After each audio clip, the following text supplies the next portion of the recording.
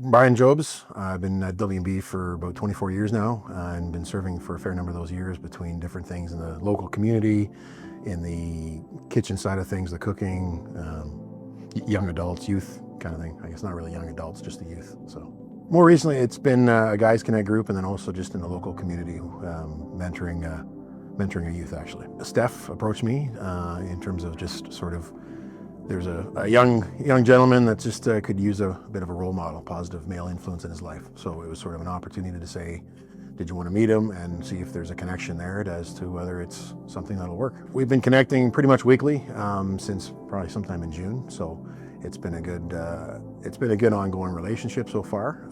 It's definitely kind of going into it, was again, you're going in as thinking you're going to just be a bit of a mentor, but he's gotten himself into some trouble. So it's kind of been a much bigger thing than originally just being hanging out as a mentor. But it's really cool just to see the way God is working. You know, we have started doing the Alpha Youth program, so we actually have been here once or twice doing that.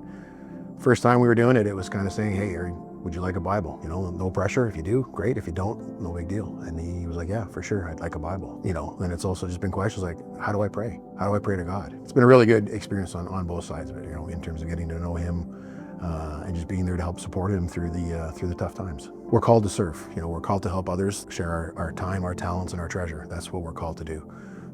So just having that opportunity to do that is a great opportunity.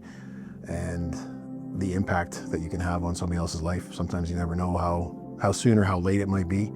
And I think as well, sometimes people think going on mission is you're helping them, but in the reality is you get as much or more back out of these opportunities than you actually give in, and you don't even realize it. You know, it's one of those things where you're not doing it on your own strength, and it's a great opportunity to get to know somebody else, to serve, to again do what we're called to do.